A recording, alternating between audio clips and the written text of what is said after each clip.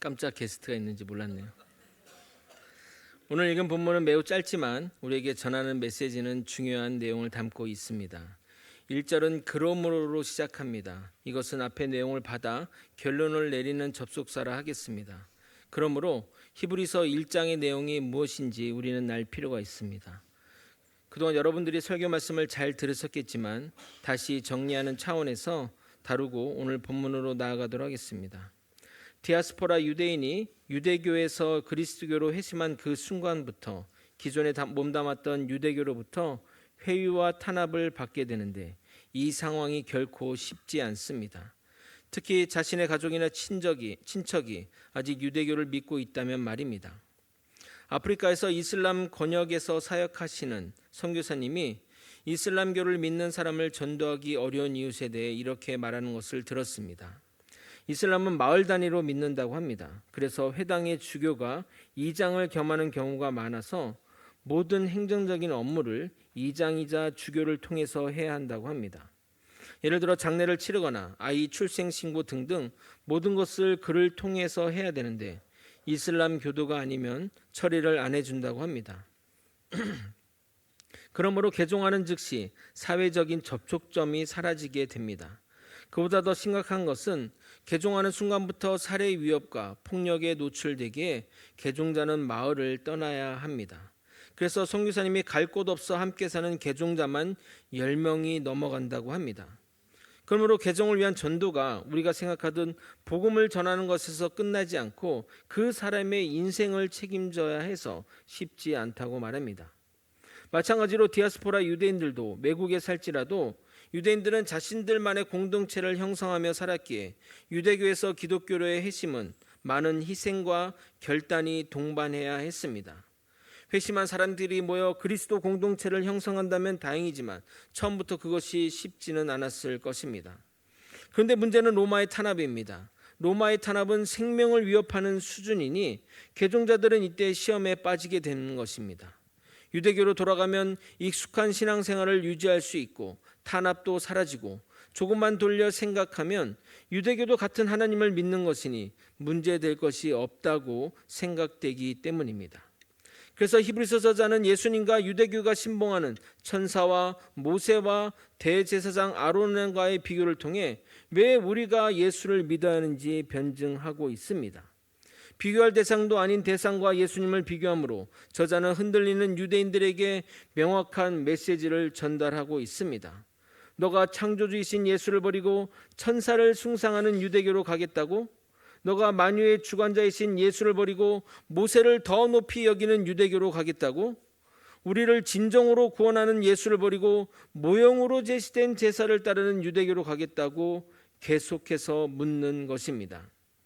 그런데 히브리서 저자는 흔들리는 유대인들에게 예수님의 우월함을 구약 성경을 가지고 설명합니다. 왜냐하면 유대교 사람들은 신약과 예수님을 인정하지 않았기 때문입니다. 그래서 구약에 증거된 예수님의 기록들을 거론하므로 예수님이 구약 성경에 계속 말해온 우리의 유일한 구원자이니 잘못된 선택을 하지 말기를 이야기하는 것입니다. 미국의 유명한 목회자이신 존 메가더 목사와 한 기자가 대담을 하게 되었습니다. 유대교와 기독교의 차이를 묻는 질문 가운데 유대교는 구약을 믿고 기독교는 신약을 믿는 것이 다른 점이냐고 물었는데 존 메가더 목사님은 이렇게 말했습니다. 제가 확신하는 바는 구약을 쓰신 하나님이 신약도 쓰셨다는 것입니다. 성경의 저자는 한 분이십니다. 그래서 제가 꼭 이 말을 해야겠습니다. 제가 그리스도인이 된 것은 바로 구약 성경 때문입니다. 구약이 없었다면 제가 신약을 과연 믿을 수 있었을지 모르겠습니다. 이 말이 이상하게 들릴 수 있겠지만 예수님이 태어났을 때 그에 대해 밝히 말하는 구약의 수많은 예언이 없었다면 그가 메시아라는 것을 어떻게 알겠습니까? 우리가 믿는 예수님은 구약 성경을 통해 예언된 메시아 예수님이십니다. 절대 갑자기 툭 튀어나와 메시아라고 하는 분이 아니십니다. 그분은 유일한 구원자이십니다. 다른 누구와도 비교할 수 없습니다. 당연히 자칭 구원자라고 주장하는 이만희, 안산홍, 문성명, 박태선 등등 기타 등등 누구와도 비교가 안 됩니다. 그런데 예수를 버리고 신천지를 가겠다고? 아니, 예수를 버리고 하나님의 교회를 가겠다고? 예수를 안 믿고 문선명을 믿겠다고? 예수를 안 믿고 박태선을 따르겠다고? 정말 말도 안 되는 일이지만 지금 대한민국의 이단에 빠진 사람들이 무려 200만 명에 가깝다고 하니 이 얼마나 황당하고 답답한지 모르겠습니다. 왜 이런 일이 벌어지는 것일까요? 그래서 먼저 오늘은 이단이 주장하는 핵심 내용을 살펴보므로 왜 우리가 이런 것에, 말도 안 되는 것에 흔들리는지 점검해 보도록 하겠습니다. 성경에도 말세에는 이런 일이 허다하다고 하셨습니다. 우리가 믿는 구원의 복음을 확고하게 세워 흔들리지 않는 믿음으로 살아가는 저와 여러분이 되시길 예수님의 이름으로 소망합니다. 히브리서 저자는 앞의 내용을 받으며 이렇게 간곡하게 이야기합니다. 1절을 여러분이 한번 읽어보도록 하겠습니다. 함께 읽겠습니다. 시작. 그러므로 우리는 들은 것에 더욱 유념함으로 우리가 흘러 떠내려가지 않도록 함이 마땅하니라. 우리는 예수님이 하나님이시자 하나님의 아들이며 유일한 구원자라고 들었는데 지금까지 들은 것을 성도들이 더욱 주의하여 놓치지 않도록 힘써야 함을 저자는 강조합니다. 그러면서 우리의 흔들리는 불신의 모습을 회화적으로 표현하므로 우리가 그렇게 되어서는 안 된다고 권면합니다. 저자가 표현한 모습은 거제가 항구 도시이기에 우리에게는 친숙한 예라 생각됩니다. 배를 정박하면 망망대에서는 아래로는 닻을 내리고 선착장이라면 밧줄로 배를 잘 묶어 두어야 합니다. 그렇지 않으면 바람이 불거나 태풍이 오면 배가 떠내려가고 잘못하면 뱃길이 부딪혀 파손하거나 침몰할 수 있습니다. 오늘도 많은 성도님들이 성경 말씀의 진리를 따라 영적 세계를 혼란케 하는 이단 사설에 빠지고 있습니다. 여러분, 진리는 간단합니다. 오직 예수님만이 우리의 구원자이고 오고 오는 모든 세대의 유일한 구원자이십니다. 우리는 예수님을 구주로 믿음으로 구원에 이르게 됩니다.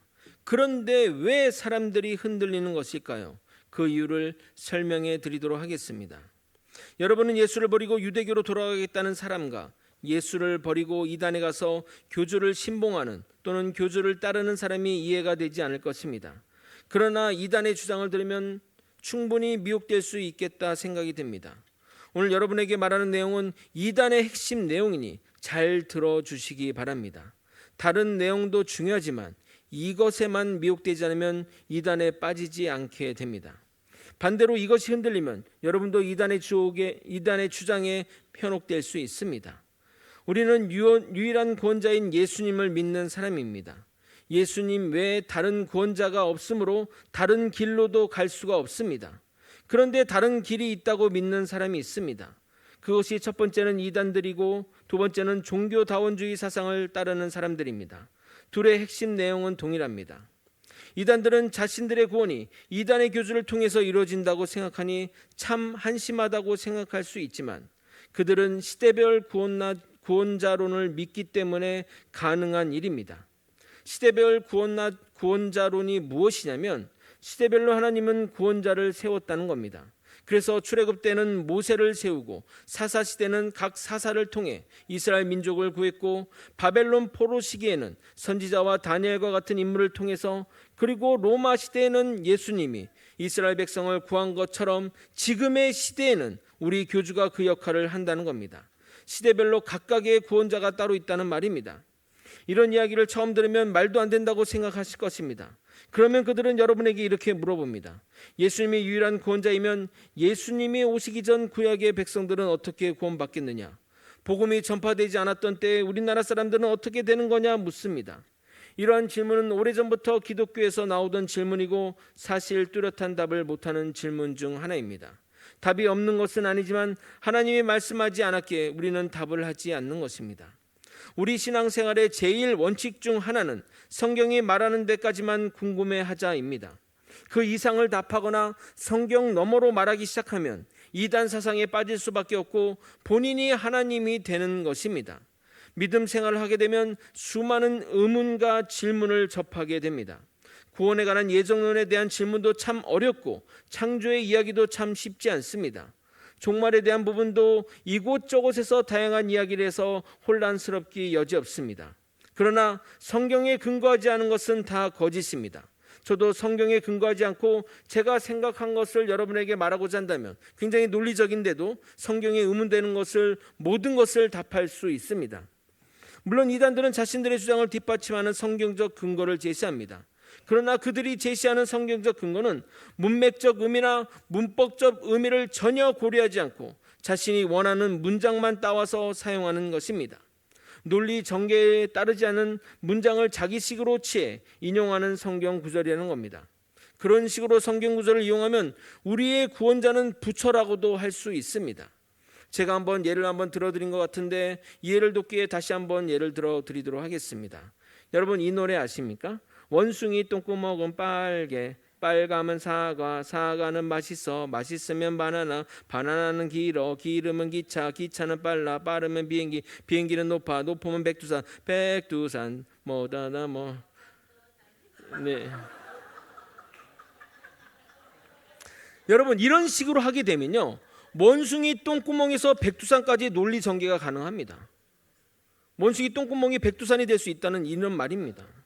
그러나 우리가 분명히 명심해야 할 것은 예수님은 시대를 초월해서 어느 지역이나 어느 시대나 구원자이시며 예수님의 우리에게 구원받은 이름을 다른 이름을 주신 일이 없습니다.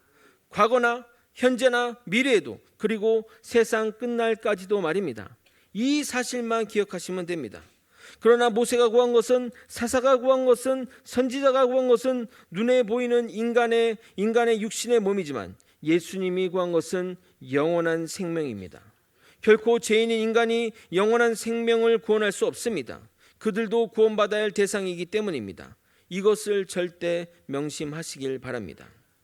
이런 이단의 주장과 맥을 같이 하는 기독교 내의 이단 사설도 소개해 드리도록 하겠습니다. 우리가 속한 대한예수교 장로회 합동교단은 WCC 가입을 반대합니다. 이 문제로 1959년 통합교단과 분리가 된 것입니다. WCC란 세계교회협의회란 협의회의 약칭으로서 주요한 구호는 교회 일치운동, 즉 에큐메니컬 운동을 주장합니다. 이 운동은 예수님께서 하나님이자 구원자이심을 고백하며 삼위일체 하나님을 믿는 교회는 교단과 교파와 종파를 넘어 협력한다는 것입니다. 그들의 주장을 들으면 매우 바르고 정당한 주장을 하는 것처럼 들리지만 교회의 일치를 위해 타 종교와의 교류는 결국 진리의 훼손으로 나아갈 수밖에 없습니다. 우리 교단의 큰 어른이자 신학자이신 고 박형용 박사님은 WCC에 대해 이렇게 평가하고 반대했습니다. WCC는 교리적으로 혼란한 자유주의 지도하에 움직이며 정책적으로는 세계 단일교회 구성을 최종 목표로 하는 것을 부인하기 어렵다. 그런 거로 복음주의에 입각한 교회의 전통적 신앙을 존중하며 보수하려는 교회와 신도로서는 이 운동에 방심하고 따라갈 수 없는 것이다 라고 장로교 신학지 신학진함에 기고하셨습니다. 우리 대한예수교 장로회 합동교단이 지적하는 WCC 신학은 기독교만이 참 종교임을 포기하고 예수 그리스도만이 유일한 구세주임을 부인하는 종교다원주의 신학을 내포하고 있기에 강하게 반대하는 것입니다. WCC는 전 세계적으로 많은 회원 교단이 있는데 그 모든 교단을 하나의 연합체 안에 모두 수용하기 위해서는 각 종교 교리에 대한 다양성을 인정할 수밖에 없기 때문입니다. 이는 개혁주의 교회론이 예수 그리스도를 교회로 머리로 하는 하나의 교회를 주장하지만 WCC의 교회론은 단순히 하나 되기 위해 진리를 포기하는 기능적 차원의 교회론이기 때문에 이를 수용할 수 없다는 겁니다.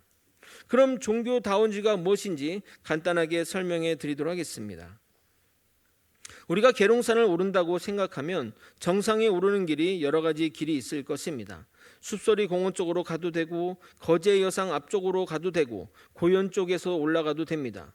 오르는 방법도 다양할 것입니다. 걸어서 올라가도 되고 차를 타고 올라가거나 산악 자전거를 타고 가도 되고 케이블카가 없지만 있다면 케이블카로 올라가도 됩니다.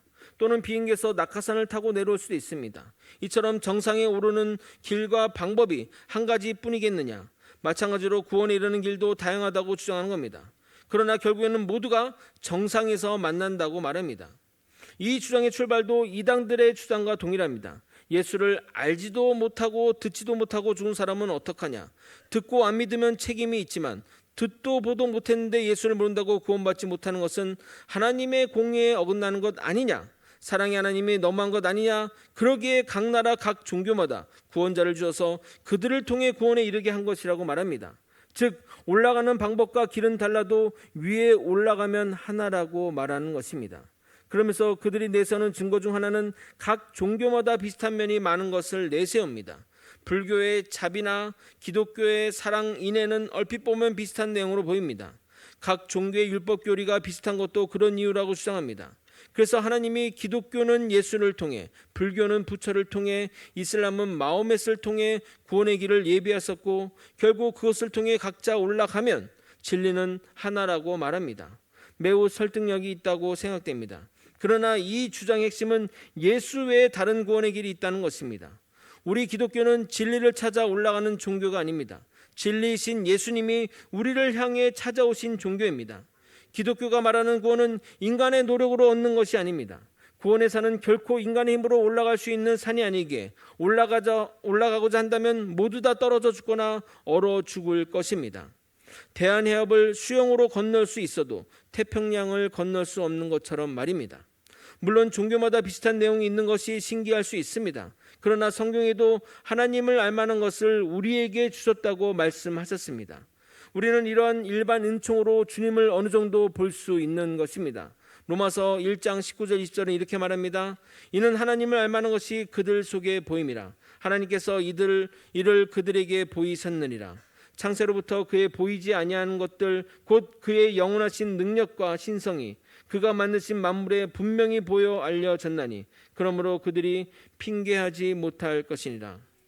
그러니까 하나님은 이 만물과 모든 것 가운데 하나님의 역사와 그 모든 것들을 새겨 넣으셨다는 겁니다. 그 하나님을 알만한 것을 통해 사람들은 종교를 만들고 나름의 율법 체계를 만든 것입니다. 그러나 기독교는 종교가 아닙니다.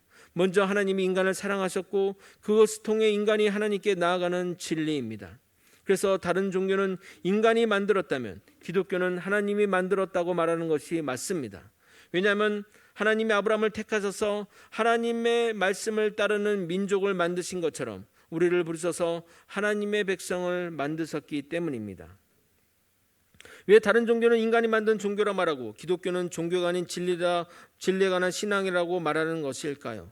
그 결정적인 차이는 구원론의 차이입니다. 우리가 구원을 받는 방식과 다른 종교가 말하는 구원론은 근본적으로 다릅니다. 구원의 방식이 다르다면 구원에 이르는 곳이 다를 수밖에 없습니다. 종교다원주의 주장처럼 같은 산 정상을 향해 다른 방식으로 오르는 것이 아니라 기독교의 산과 다른 종교의 산은 산 자체가 다르다는 것이 핵심이라 하겠습니다.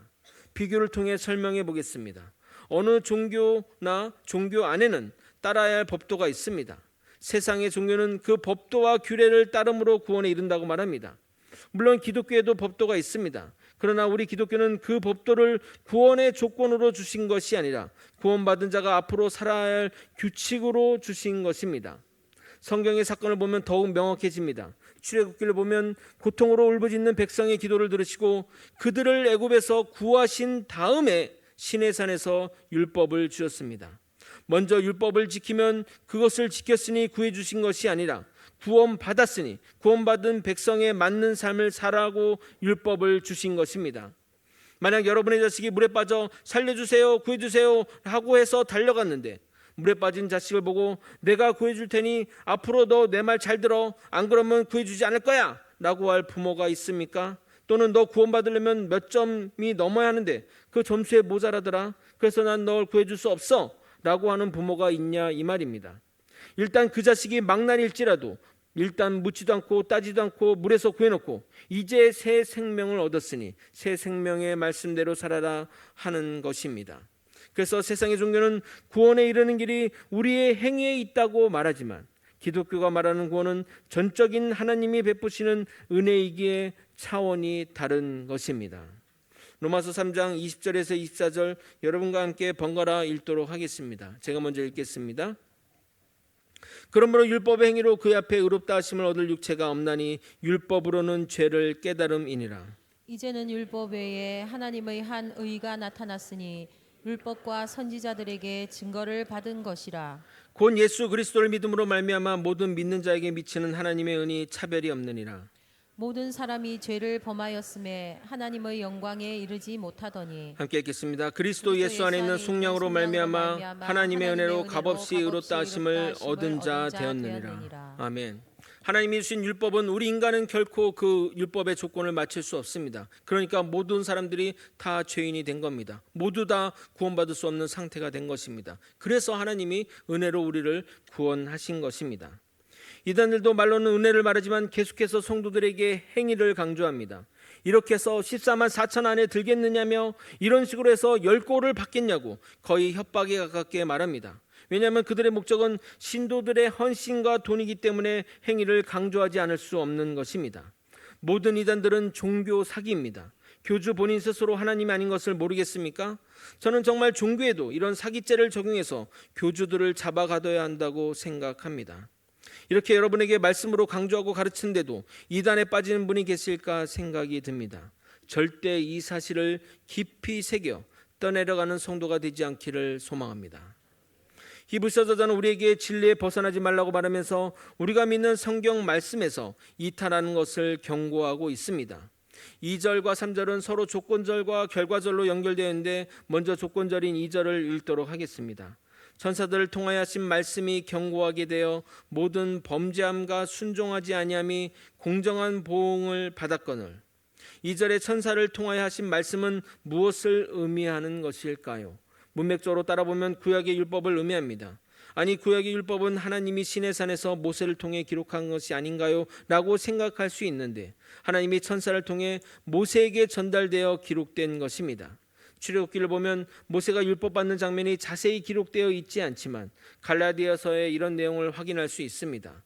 여러분의 이해를 돕기 위해 현대인의 성경 버전으로 읽어드리도록 하겠습니다. 갈라디아서 3장 19절입니다. 그렇다면 율법을 주신 목적은 무엇이었습니까? 그것은 약속된 분이 오실 때까지 죄가 무엇인지를 깨닫게 하기 위한 것입니다. 그 율법은 천사들이 전해준 것을 사람이 받아 공포한 것입니다. 그런데 그 율법을 범죄함과 순종하지 아니한 자에게 벌이 주어진다고 말합니다. 여기서 사람들이 하나님의 말씀을 어떻게 대하는지 볼 수 있습니다. 첫 번째는 범죄함입니다. 범죄함의 헬라어 파라바시스는 경계선을 넘는 것을 말하는 것인데 율법이 그어준 선을 넘어가는 것을 말합니다. 일반적으로 말씀대로 살지 않은 것을 말하는 것입니다. 두 번째로 순종하지 아니함은 범죄함과 같은 말이 아닌가요? 생각하는데 그렇지 않습니다. 순종하지 아니함의 헬라어 파라코에는 들으려고 하지 않는 것을 말합니다. 즉 하나님의 말씀을 알면서도 고의려 들으려 하지 않고 귀를 막고 있는 상태를 가리킵니다. 그러므로 우리가 그게 죄 있는지 몰랐는데요 라고 하는 것이 변명이 안 된다는 겁니다. 우리가 교통법규를 몰라서 어겼다고 그 벌금이 취소되지 않는 것처럼 말입니다.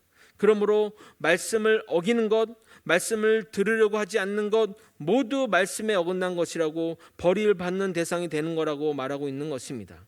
이제 3절 전반절을 여러분이 한번 읽어보도록 하겠습니다. 함께 읽겠습니다. 시작. 우리가 이같이 큰 구원을 등한히 여기면 어찌 그 보응을 피하리요. 여기서 말하는 큰 구원은 아들을 통해 주신 구원의 복음을 말하는 겁니다. 그러므로 그리스도인들이 유대교로 가는 것은 큰 구원의 복음을 듣지 않겠다는 것, 즉 순종하지 않겠다는 것이니 멸망으로 가는 지름길이요 보응이 예정된 길입니다. 여기서 중요한 것은 하나님이 그들에게 벌을 주시는 것이 아니라는 것입니다. 예정된 벌로 인간이 걸어들어가는 것입니다. 구원은 수렁에서 건지는 것이지 우리를 구렁텅이로 던지는 것은 아닙니다. 이러한 상황을 W. 데이턴 신학자는 이렇게 표현합니다. 잘 정리된 표현이라 여러분에게 읽어드리도록 하겠습니다. 이처럼 천사들을 통해 말씀하신 율법의 명령에 고의적으로 귀를 막고 그 선을 넘어 범죄하면 벌을 피할 수 없는데 아들이신 그리스도 안에서 분명하고 완전하게 계시던 진리의 빛을 등한히 여기고 그 구원의 복음에서 떠나갈 때 받게 될 복은 그보다 더 크고 두려운 것이다 라고 진술합니다. 그런데 히브리서 저자는 그냥 구원이라 말하지 않고 이같이 큰 구원이라고 강조하고 있습니다. 왜냐하면 우리에게 주어진 이 복음이 엄청난 것이기 때문입니다. 예수가 없는 사람은 원하는 것을 다 가진다 할지라도 결국 빈손으로 생을 마치지만 예수가 있는 사람은 아무것도 없는 빈손으로 살았다 할지라도 실상은 모든 것을 가진 자입니다. 그런데 우리에게 이렇게 크고 엄청난 구원의 복음이 너무나 쉽고 가볍게 여겨지는 현실이 가끔은 안타까울 때가 많습니다. 이번 주 교회에서 길거리 전도를 처음 나갔는데 복음의 깊은 내용을 짧은 시간 안에 다 전할 수 없어서 휴지나 물티슈를 대신에 전하는데 받지 않는 사람도 많고 받아도 시큰둥 받는 사람이 대부분이거나 거의 무표정한 얼굴로 받는 것을 보면서 마음속으로 이렇게 생각했습니다. 이 얼마나 중요한 복음이며 얼마나 큰 구원인데 이것의 중함을 모르고 살아가는가. 관심 없는 그들을 보며 참 답답했습니다. 복음이 무엇인지도 모르고 무엇이 중요한지도 모르고 사는 어둠의 백성들이 이 전도가 계기가 되어 교회로 오고 이후 주님을 받아들여 구원의 길로 갔으면 정말 좋겠습니다. 그들이 복음을 깨닫게 되면 내가 참 그동안 어리석게 살았다는 것을 알게 될 것입니다. 이어지는 3절 후반부와 4절은 기독교 복음이 우리에게 어떻게 주어졌는지에 대한 내용입니다. 먼저 이 큰 구원의 복음은 우리 주 예수 그리스도를 통해 처음 듣게 된 것입니다. 3절 후반절을 여러분이 또 한번 읽어보도록 하겠습니다. 함께 읽겠습니다. 시작. 이 구원은 처음에 주로 말씀하신 바요 들은 자들이 우리에게 확증한 바니. 구약 성경은 계속해서 우리를 구원할 메시아를 이 땅에 보내시겠다고 예언하셨습니다. 그래서 이스라엘 백성들은 어떤 방식으로 우리를 구원하실지는 모른 채 우리를 구원한 메시아가 올 것을 기대했던 것입니다. 이스라엘 민족은 아수르로부터 로마에 이르기까지 계속해서 식민 지배를 받았기에 그들이 바라는 메시아는 이런 속박에서 구원해 줄 메시아라고 생각했습니다. 마치 모세가 그랬던 것처럼 말입니다. 그런데 메시아 예수가 전한 복음은 이스라엘 백성들이 기존에 가지고 있던 복음과는 달랐던 것입니다. 우리는 육신의 구원을 생각했는데 예수님이 전한 복음은 영원한 생명의 구원이었던 것입니다. 만약 우리의 삶이 이 땅으로 끝이라면 당연히 육신 가운데 평안히 살고 행복하게 사는 것으로 만족했을 것입니다. 그러나 우리의 삶은 죽음 이후에 영원한 삶이 있게 영원한 구원의 구세주가 필요한 것입니다. 그래서 예수님은 공생의 3년 동안 천국 복음을 전했습니다. 예수님이 전한 복음은 자유로 전한 것이 아니라 성부 하나님이 주신 대로 전한 것입니다. 요한복음 12장 49절 50절은 이렇게 말합니다. 내가 내 자유로 말한 것이 아니요 나를 보내신 아버지께서 내가 말할 것과 이룰 것을 친히 명령하여 주셨으니 나는 그의 명령이 영생인 줄 아노라. 그러므로 내가 이르는 것은 내 아버지께서 내게 말씀하신 그대로니라 하시니라. 예수 그리스도가 전한 복음이 그 복음을 들은 자에게 확증이 되면서 그들을 통해 또 히브리 공동체에 전해졌던 것입니다. 처음에는 12사도로 시작하여 수많은 믿음의 형제들에게 전해졌고 그들을 통해 계속해서 세대를 거듭해 지역을 넘어 확증되었던 것입니다. 이렇게 복음은 사람과 사람을 통해 전달되는 것입니다. 가끔 전도라는 행위가 참 소모적이고 무슨 의미가 있는가 하는 생각이 들 수도 있지만 하나님은 이러한 방식으로 복음이 전파되기를 원하셨고 그것에 대해 기뻐하셨습니다. 고린도서 1장 21절 이렇게 말합니다. 하나님의 지혜에 있어서는 이 세상이 자기 지혜로 하나님을 알지 못하므로 하나님께서 전도에 미련한 것으로 믿는 자들을 구원하시기를 기뻐하셨도다. 복음 전파는 우리의 노력으로 끝이냐? 그것은 아닙니다. 하나님도 여러 가지로 이 복음을 확증해 주셨습니다. 여러분 4절을 한번 여러분이 읽어보도록 하겠습니다. 함께 읽겠습니다. 시작. 하나님도 표적들과 기사들과 여러 가지 능력과 및 자기의 뜻을 따라 성령이 나누어 주신 것으로서 그들과 함께 증언하셨느니라. 하나님이 복음을 증거하실 때 표적과 기사와 다양한 능력 및 성령의 은사들을 수단으로 삼아 증거하셨습니다. 그래서 복음을 전한 자들에게 능력이 나타난 것입니다. 성령의 은사는 이럴 때 발휘되는 것이지 자신의 능력을 나타내고자 또는 자신이 어떤 사람인지 보여주고자 나타나는 것은 아닙니다. 우리가 복음을 받아들이기 시작하면 여러 가지 증거들이 우리 삶 가운데 일어나게 됩니다. 그래서 복음의 말씀이 의심에서 확증으로 더 나아가 진리가 되는 것입니다. 찬양의 가사처럼 예수 예수 믿는 것은 받은 증거 많도다. 예수 예수 귀한 예수 믿음 더욱 주소서. 예수를 믿으면 믿을수록 받아가지는 증거들이 많아지는 삶을 살게 되는 겁니다. 최근에 요즘 흔치 않는 초신자 성도님을 신방하였는데 예수를 믿고 나니 삶 가운데 주님의 은혜가 참 많은 것을 느낀다며 평소 병원에 입원한 적이 없는 건강한 몸인데 병원에 입원하고 나서 받은 은혜를 이야기하는 것이었습니다. 그래서 제가 이렇게 말씀드렸습니다. 아마도 하나님의 은혜가 성도님 삶 가운데 항상 있었을 것입니다. 그러나 성도님이 믿음을 가지니 그런 것들을 보게 된 것입니다. 믿음 가운데 이런 증거들을 앞으로 더 많이 경험하시게 될 것입니다 라고 말씀드렸습니다. 세상 사람들은 병원에 입원하면 재수 없다고 생각하는데 믿음의 사람들은 병원에 입원하는 것도 하나님의 은혜라고 고백하니 이 얼마나 놀라운 일입니까? 주님은 우리가 구원의 복음을 받아들이는데 결코 우리의 지혜와 지식으로만 받아들이라고 하시지 않습니다. 다양한 방법으로 또는 돕는 사람을 붙여주심으로써 우리를 구원에 이르게 하십니다. 여기 계신 성도님 여러분, 여러분의 믿음의 여정을 한번 돌이켜 보시기 바랍니다. 여러분 스스로 발로 찾아와서 온전하게 스스로의 힘으로 복음을 받아들이셨습니까? 나는 혼자서 여기까지 왔다고 자신하는 분 한번 손 한번 들어주시기 바랍니다. 아마 아무도 없을 것입니다. 수많은 사람의 헌신과 기도 그리고 하나님의 은혜와 성령의 도우심으로 그리스도의 복음이 여러분에게 진리가 된 것입니다. 요즘 젊은 성도님들은 교회가 무슨 의미 있냐, 온라인으로 말씀드리면 되지, 또는 신방이 언제적 구시대적 유산이냐, 알아서 믿음 생활하면 되지라고 말합니다. 아니요, 믿음을 받아들이는 것뿐만 아니라 우리가 잘못된 길로 나아가지 않는 것, 더 나아가 믿음이 계속해서 성장 발전해가는 것도 우리 주변의 사람 그리고 여러분을 위해 기도하는 목회자의 존재가 정말 중요합니다. 신방을 억지로 강요할 수는 없지만 여러분의 신앙을 자유로운 광야에 두기보다는 조금은 틀에 가도 조언과 금언을 들어가며 신앙생활하는 것이 정말 안전하다는 것을 믿으셨으면 좋겠습니다. 시대가 변해도 진리는 변하는 것이 아닙니다. 믿음이 세상을 이깁니다. 아멘. 오늘 본문 가운데 중요한 내용이 있어 말씀드리고 설교를 마무리하도록 하겠습니다. 예수 그리스도가 전한 복음이 우리에게 진리가 되는 과정을 보면 중요한 깨달음을 줍니다. 복음이 전파되는 과정, 즉 전도의 과정은 삼위 하나님과 우리가 합력하여 선을 이루는 사역이라는 것입니다. 주님의 사역 가운데 전도가 거의 유일하게 삼위 하나님과 우리가 협력하는 사역이라 할 수 있습니다.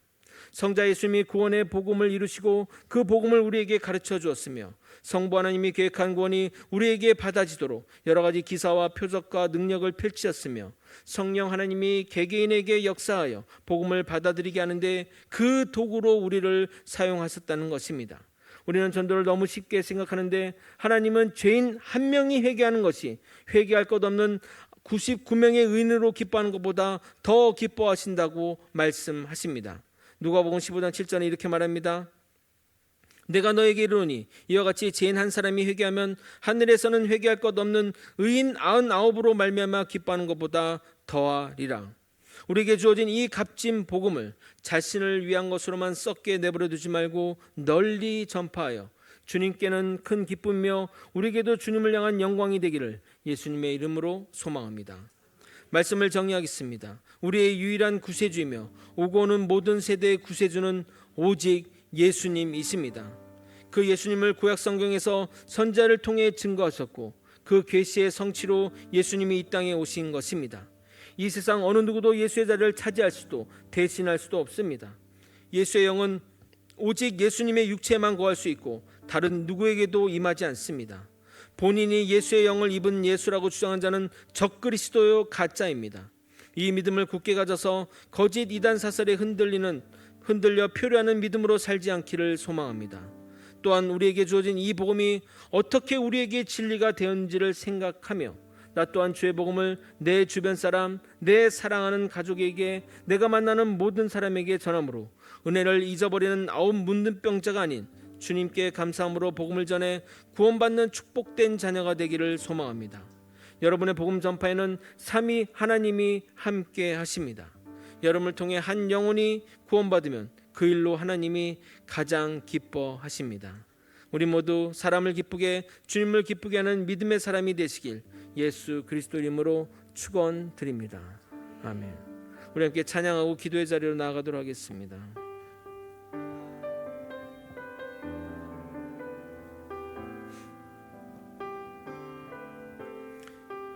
이곳에 임하신 하나님 나라, 이곳에 임하신 하나님 나라, 가난한 마음으로 바라보리라. 먼저 그 나라 그 뜻 구하며 나의 삶 드리리. 주님이 맡기신 하나님 나라, 주님이 맡기신 하나님 나라, 믿음의 눈으로 바라보리라. 하늘의 뜻이 이 땅 가운데 완성될 그날까지 믿음 다하여 그 위에 서리라. 하나님의 나라는 무너지지 않으리. 믿음 다하여 그 나라 세워가리라. 주님 곧 오실 믿음 다하여 믿음 다하여 그 위에 서리라. 하나님의 나라는 무너지지 않으리. 믿음 다하여 그 나라 세워가리라. 주님 곧 오실 다시 한번 믿음 다하여 믿음 다하여 그 위에 서리라. 하나님의 나라는 무너지지 않으리. 믿음 다하여 그 나라 세워가리라. 주님 곧 오실 때까지. 사실 이번 주 전도를 나갔을 때 사람들의 냉담한 반응과 또 관심 없는 그런 것에 제 스스로 약간 좀 좌절이 되었습니다. 이 얼마나 중요한 복음을 이들은 이렇게 받아들인가 했는데, 정말 오늘 새로운 분이 오시는 걸 보면서 좀 마음을 다시 한번 다잡아야겠다는 생각이 들었습니다. 하나님은 어떻게 역사할지 모릅니다. 하나님은 이 정말 아무것도 없는 휴지 조각에 불과하지만 하나님은 이 휴지 조각을 통해서 한 사람의 영혼을 구원할 수 있음을 다시 한번 깨닫게 되었습니다. 여러분, 우리에게 하나님이 함께 하십니다. 이 구원의 사역들은 하나님이 함께 하시는 사역입니다. 하나님이요? 아니요, 삼위 하나님이 함께 하시는 이 사역임을 믿고 우리의 이 일들을 잘 감당했으면 좋겠습니다.